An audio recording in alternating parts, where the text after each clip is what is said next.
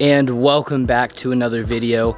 It is beautiful today. As you guys know already, the LS is outside, but super overcast. Got off work, went for a run, and well, I've got some motivation. So the other day I cut the floors out.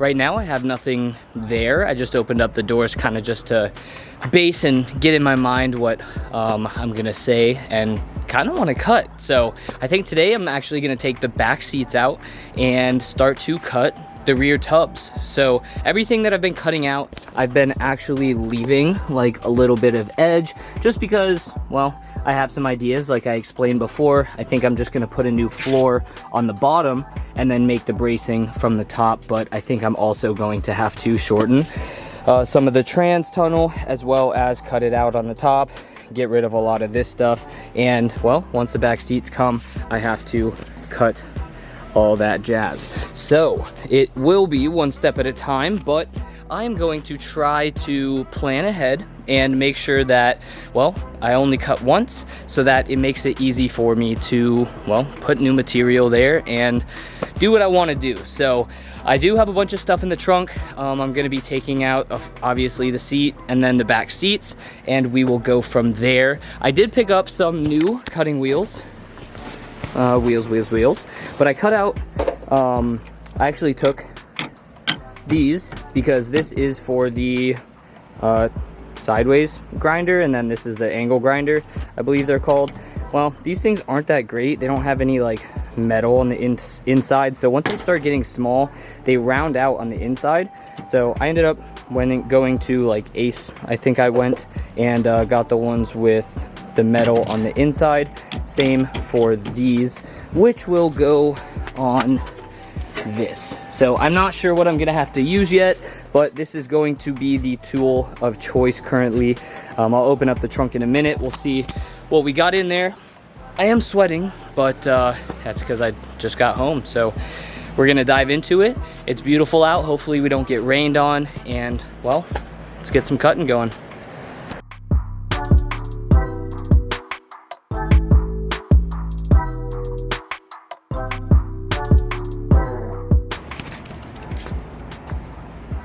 You know what you're doing? Cleveland Browns.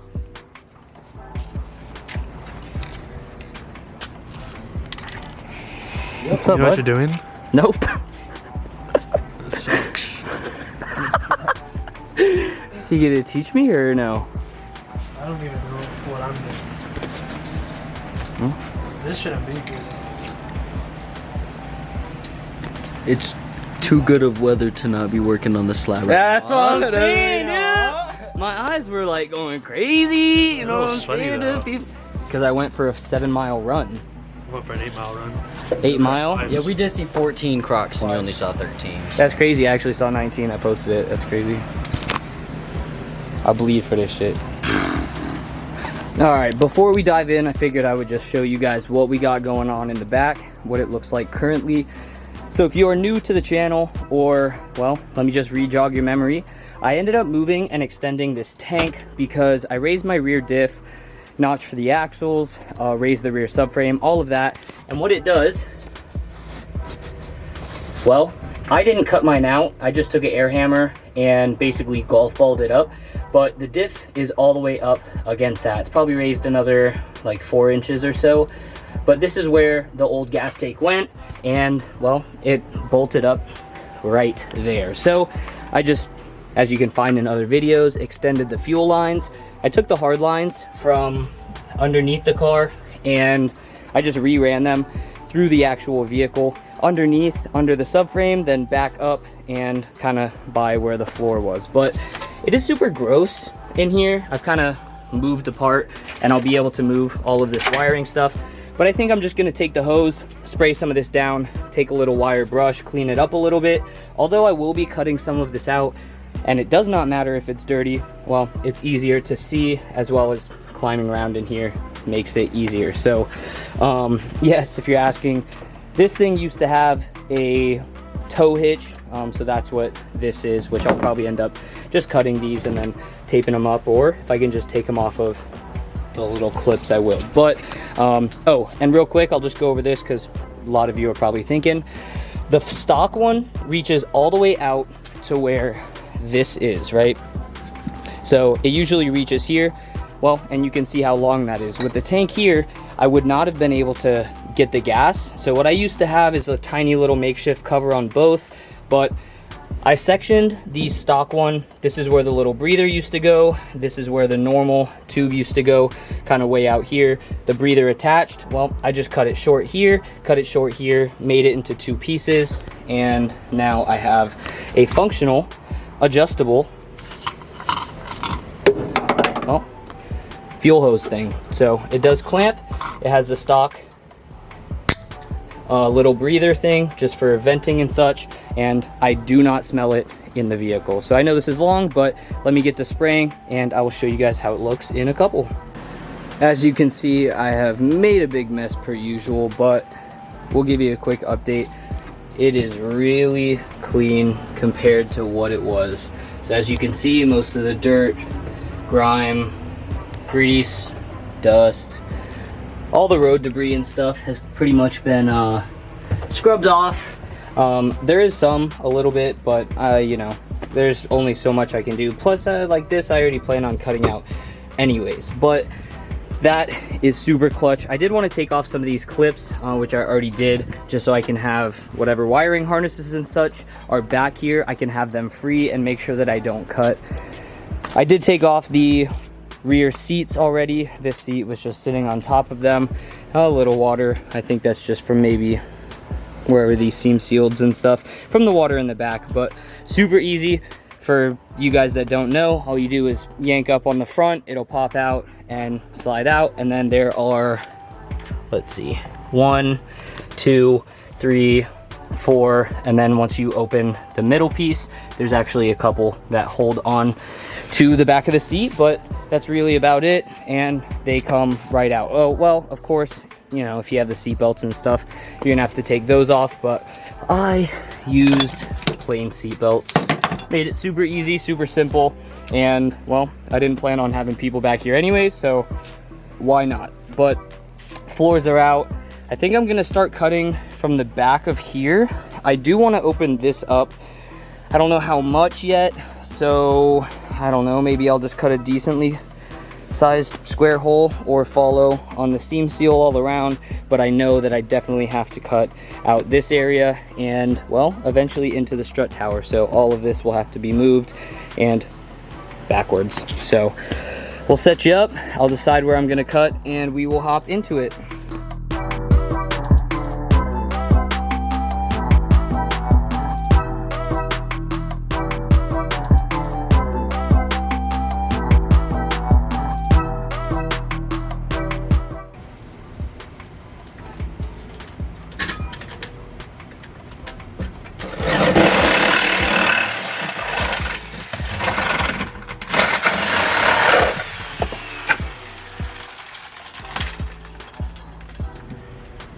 Well, here we are.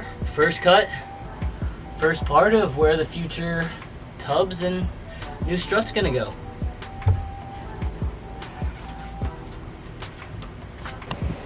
And on that note, I think we are going to end it today. We finally have cut another hole. At this point, it's just a Swiss cheese car, right? It's just got a bunch of holes in it, but eventually will be patched. That didn't take as long as I thought it would. It is the first part to pretty much cutting out this whole entire area, especially because I have to relocate those strut towers, and well, all of that is connected. But the sun is going down. I'm probably red as a cherry. I spent a lot more time cleaning this than I originally anticipated, but I think overall it's gonna be worth it. So I gotta clean up. I'm out. I got some places I gotta be, and we will probably continue this vlog, well, maybe tomorrow or the next day. So depending on when this video comes out, this may come out first. If so, look forward to full angle kit, full suspension arm, wheels, all that on one of the SEMAs that my buddy David picked out and bought off me. Got a bunch of parts.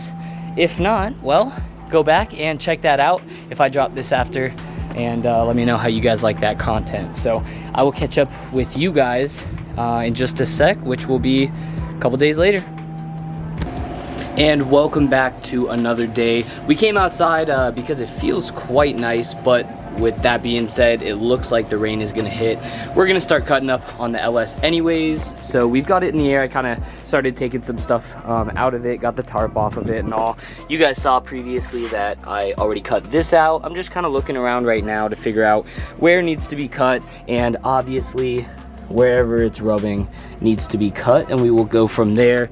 So hopefully I'm gonna beat out the rain. The end plan, probably next week or so, is just to be cutting everything out, basically from the end of the wheel wells forward all the way to the seats. Right now I'm just kind of taking it slow because I'm looking in the future and I don't want to just start cutting crazy, look back and wish that I didn't. So there's not gonna be probably too much more to this video, but I'm gonna get to cutting a bit on this, and we'll see where we end up before the rain, and then hopefully next week we can come out here, maybe with Ty, Charles, whoever wants to pull up and just cut everything, because once everything's cut out, I can start to redo and build to what we really want. So let's get to it. These are the 3 tools of choice, 1, 2, and 3.